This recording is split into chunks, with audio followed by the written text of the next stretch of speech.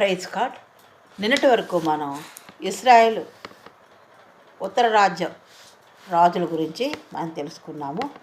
ఇప్పుడు దక్షిణ రాజ్యమైన రాజుల గురించి ఈరోజు నుంచి మనం తెలుసుకుందాం. మొదటి రాజైన రెహబాము జీవిత చరిత్ర చూసుకుందాం. పరిశుద్ధ గ్రంథం ప్రకారం సొలొమోను రాజు మరణం తర్వాత ఇస్రాయేలు సామ్రాజ్యం రెండుగా విభజించబడింది.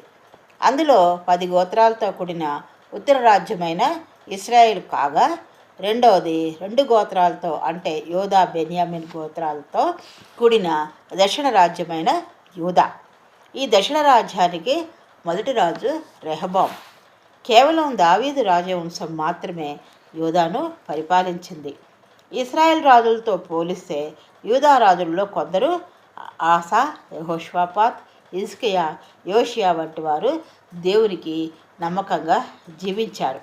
మొదటి రాజైన రెహబాం జీవిత చరిత్ర గురించి కొన్ని విషయాలు మనం చూసుకుందాం. అతని జీవితంలోని విశేషాలు బైబిల్లోని మొదటి రాజులు 12వ అధ్యాయం 14వ అధ్యాయంలో, రెండవ దినవృత్తాంతములు 10-12 అధ్యాయాల్లో చూడవచ్చు మాట. అందులో వివరించబడింది. ఇతను రాజైన సొలొమోను కుమారుడు. ఎవరు? ఇతని పేరు ఏంటనుకున్నాము? రెహబాము. ఈ రెహబాము రాజైన సొలొమోను కుమారుడు. తల్లి అమ్మోనీరాలు, పేరు నయమా, దావీదుకు మనవడు.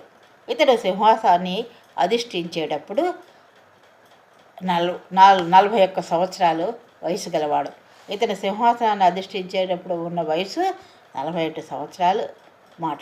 యూదా దేశాన్ని 17 సంవత్సరాలు పరిపాలించాడు. మొదటి 3 సంవత్సరాలు రెహబాము యెహోవా మార్గంలో నడుస్తూ కోటలను నిర్మించి రాజ్యాన్ని బలపరుచుకున్నాడు. లేవీయులు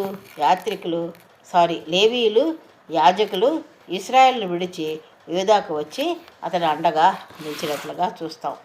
ఈ రెహబాము గురించి, ఇతని పరిపాలన గురించి, ఎందుకంటే 17 సంవత్సరాలు పరిపాలించాడు. ఇతను ఎలా పరిపాలించాడు, ఇతను ఏ యుద్ధాలు చేశాడు అన్నీ కూడా ఇంకా ఉన్నాయి. చాలా చరిత్ర ఉందన్నమాట ఇతనికి. అది మనం రేపు చూసుకుందాం. ఇతను కేవలం దావీదు రాజవంశం మాత్రమే దాన్ని పరిపాలించేది చూసుకున్నాం.